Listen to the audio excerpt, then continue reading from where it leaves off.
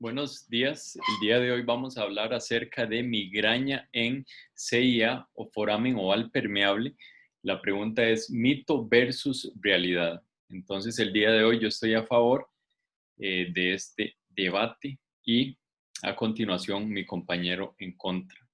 Bueno, empezamos. Entonces, primero que todo, tenemos una frecuencia bastante alta en la población general en cuanto a CIA y foramen oval permeable en la población general. Como podemos ver, un 25 a un 30% de las cardiopatías congénitas que se diagnostican en la adultez son CIAs, que estas van a ser las normalmente conocidas como comunicación interauricular verdadera, y las falsas, que no van a hacer que falta algún tejido, sino que el tejido nada más está permitiendo el paso, sería el foramen oval permeable, que se ha identificado hasta en un 15 a un 30% de todas las autopsias.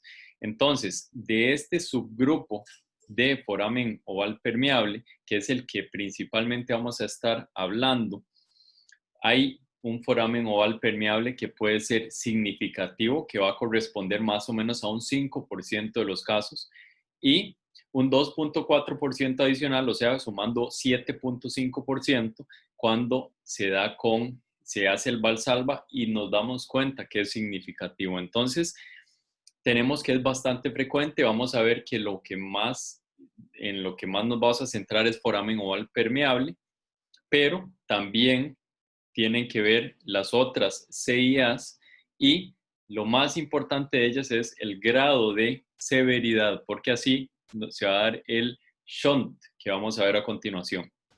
Por otro lado, vemos la frecuencia de la migraña, que la población general va a ser más o menos un 17% en mujeres y un 8% en hombres. La migraña también es importante en esta charla poder diferenciarla entre migraña con aura y migraña sin aura. La migraña con aura va a representar un tercio de la cantidad total de migrañas. Otro punto importante es que ambas entidades son comunes en la población y aparecen a edades similares, o se hace el diagnóstico a edades similares. Entonces, el conjunto de estas dos es de lo que vamos a estar hablando. Podemos ver arriba a la izquierda la presencia con Doppler Color, que cuando vemos esto probablemente no tengamos que hacer el gold standard, que es el estudio de burbujas transesofágico.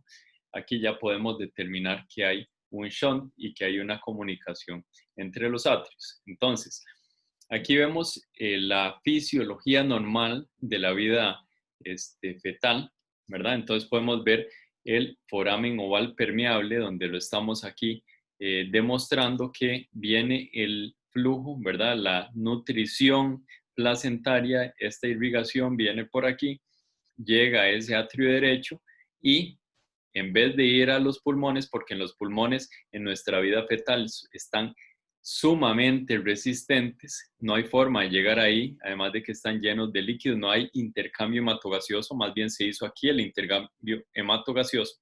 Entonces se van a bypassear los pulmones, ¿cómo? Con el foramen oval permeable. Entonces eso va a hacer que se redistribuya el flujo y llegue a toda la circulación sistémica.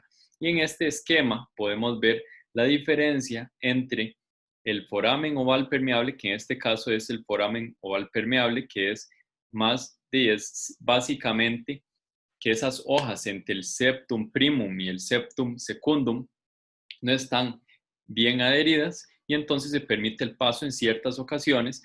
Entre más grande sea el foramen, pues más fácil va a ser que pase el flujo. Usualmente es una válvula que va a ser de derecha a izquierda, mientras que cuando aumenta la presión en el lado izquierdo, usualmente va a pegar aquí y no va a haber paso de izquierda a derecha. Esto en el caso de foramen oval permeable. En el caso de comunicación interauricular, digamos que este espacio simplemente no tuviera tejido, estaríamos hablando de un comunicación interauricular tipo ostium secundum, pues sería más fácil que pase el flujo de un lado al otro y también estaría implicado en esta charla que estamos viendo.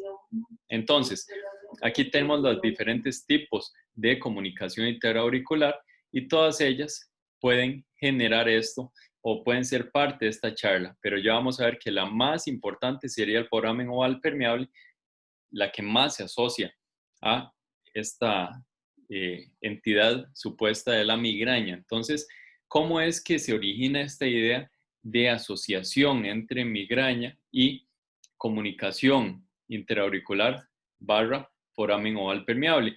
Porque en los estudios que se han hecho de cierre de foramen oval permeable, en el caso de evento cerebrovascular criptogénico, en donde sí hay evidencia para cerrar el foramen oval permeable, donde la FDA sí avala el uso de este dispositivo, y como podemos ver en este metaanálisis del año 2012, pues claro que estamos favoreciendo el cierre transcatéter en ese contexto en especial. Queremos, ¿por qué? Porque hay una relación, no solo correlación, sino una relación de causalidad con el foramen oval permeable y el evento cerebrovascular criptogénico, antiguamente llamado criptogénico, actualmente llamado ESUS, Embolic Stroke of Unknown Source. O sea, se enterró el término criptogénico porque criptogénico nos habla como de idiopático, de que no sabemos de dónde viene.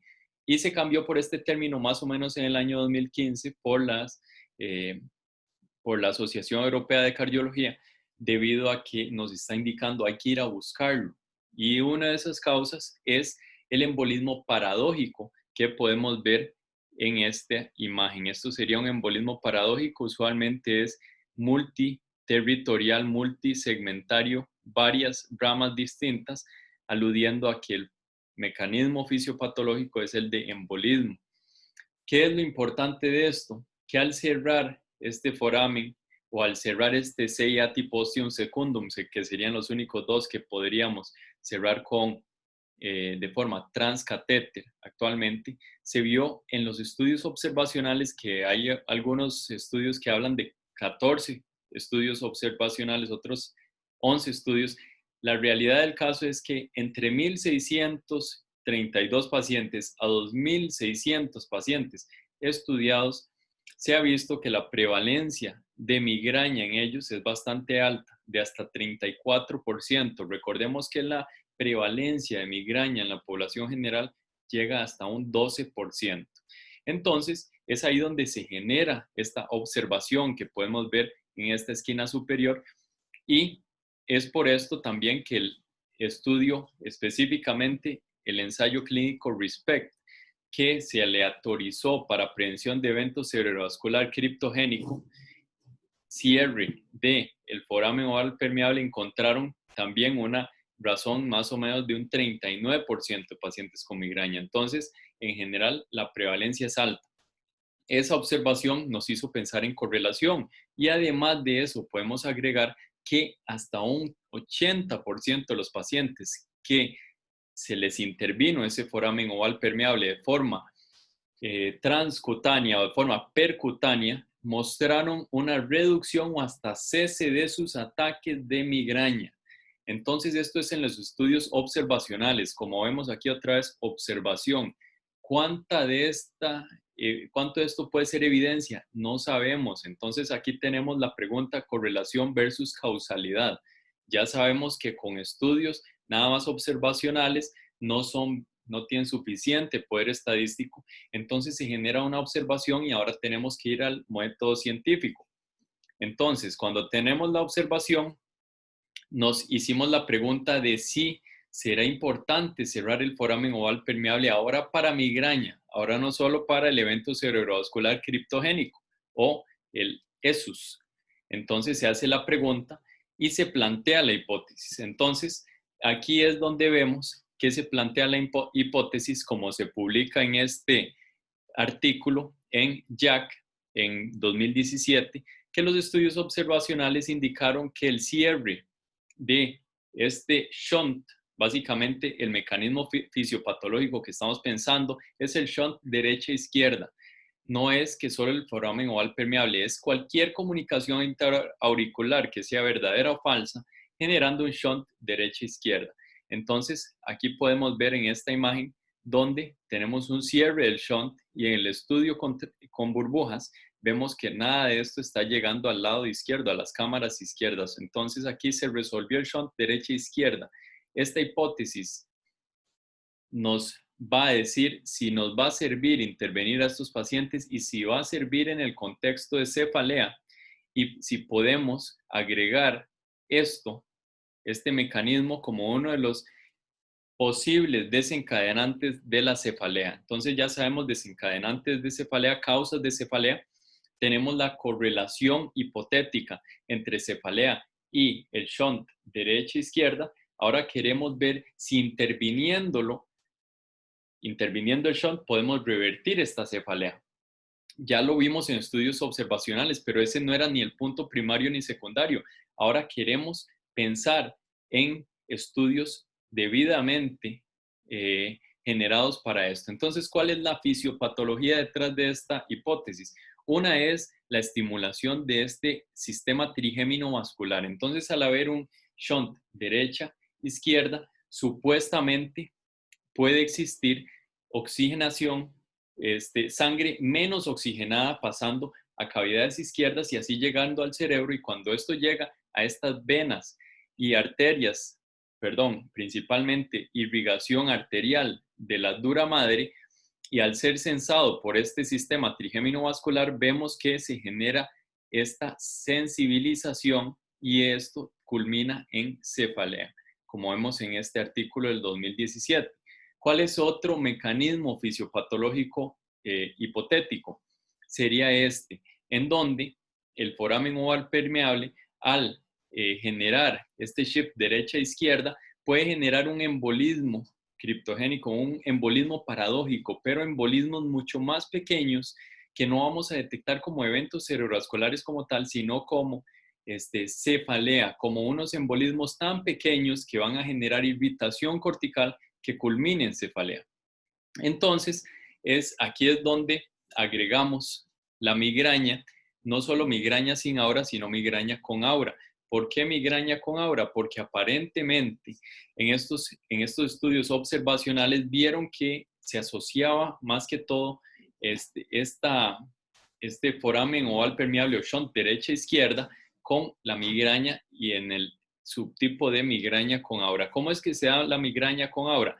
Hay se llama el Cortical Spread Depression, que es la propagación de onda cortical de depresión. ¿Qué es lo que quiere decir esto? Que Leao describió que por cambios en la oxigenación o cambios en la irrigación se puede generar una onda. Esta onda lo que va a generar es una despolarización, va a generar alteraciones de glutamato, de potasio, de hidrogeniones, y esto va a generar la conocida aura, que usualmente en los estudios observacionales hipotetizaron que sería la que más se asociaba con el shunt derecha-izquierda. Tiene su propia fisiopatogenia.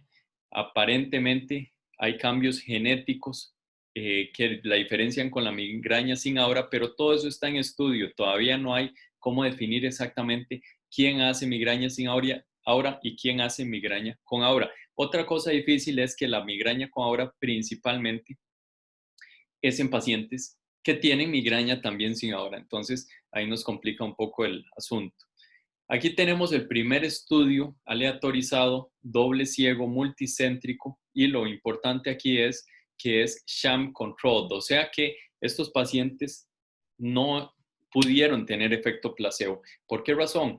Porque estos pacientes o se aleatorizaron a hacer el procedimiento, o si no se les hizo el procedimiento, se les hizo una incisión en la ingle mientras estaban sin lograr ver, pensando que tal vez les hicieron la intervención. Todo esto fue de acuerdo a la última declaración de Helsinki 2014, entonces no es que no sea ético, los participantes aprobaron estar en estos estudios. En este estudio se cerró el foramen oval permeable en pacientes con migrañas refractarias, con múltiples medicamentos, y como podemos ver se usó Starflex. No es el Amplatzer que conocemos, no es de última generación, ese StarFlex que hoy en día, de hecho, ni siquiera lo vemos. Entonces, en estos pacientes, ¿qué es lo importante? Bueno, ya vamos a ver que el punto primario no se dio ni el punto secundario, que eso se los van a mencionar los debatientes en contra de esto. Pero ¿qué sí vimos? Que se confirma la alta prevalencia de shunt derecha e izquierda en migraña con aura. O sea, eso es un punto a favor hablando de asociación. Número 2, la migraña severa refractaria. Sí es difícil cambiar su curso y estos son los pacientes que estamos estudiando. La migraña severa refractaria. Entonces, eso es algo a tomar en cuenta. ¿Será que podría servir el dispositivo de cierre en casos de pacientes con migraña menos severa que este rango de severidad? No sabemos. También sabemos que es más difícil si tratar la cefalea, si se asocia a cefalea crónica frecuente, si se asocia a depresión u otras comorbilidades. Otra cosa importante es que este no era el Amplatzer, sino este era el StarFlex, tuvo múltiples complicaciones y entre ellas hubo migración del dispositivo y hubo varios pacientes que de hecho pidieron su retiro posterior a la colocación. Entonces no era tecnología de última línea ni tecnología que estemos usando actualmente. Por otro lado, tenemos este otro estudio aleatorizado llamado PRIMA multicéntrico, que fue finalizado prematuramente por un reclutamiento lento. En este estudio PRIMA no se cumplió otra vez el punto primario, ni se cumplió el punto secundario, pero sí sabemos que hubo una reducción significativa de días con migraña con aura, con una P significativa menor a 0.01. También se asoció con mayor al 50% de la reducción de días con migraña en los pacientes tratados percutáneamente, un 10% versus 0%, con una P también significativa de 0.055, y también libertad de migraña con aura, 40% versus 10% en el grupo control, con una P que también es significativa. Así que son otros puntos a tomar en cuenta. Aunque no era punto primario ni secundario del estudio, también estamos viendo que existió esta evidencia, esta tendencia que también tiene significancia estadística. Bueno, ahora tenemos el estudio Premium, que en el estudio Premium se usó la tecnología del Amplatzer actual que conocemos. Fue un estudio bastante bien diseñado, prospectivo, aleatorizado, doble ciego, de nuevo, sham controlled, 230 pacientes en total, aunque inicialmente se hizo encuesta a más de 1.400 pacientes.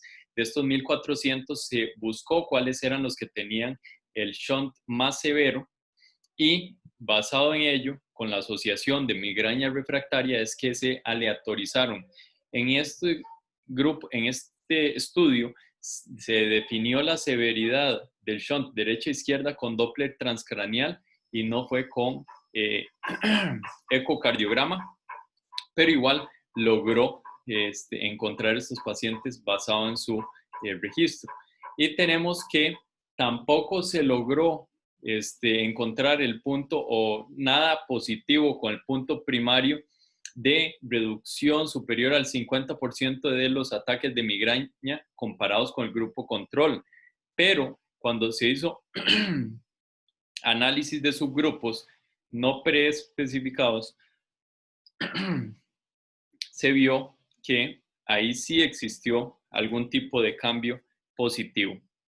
Entonces, se mostró diferencia estadística en la migraña con aura, o sea, más de un 50% de responder rate, o sea que se redujo los ataques de migraña más de un 50%.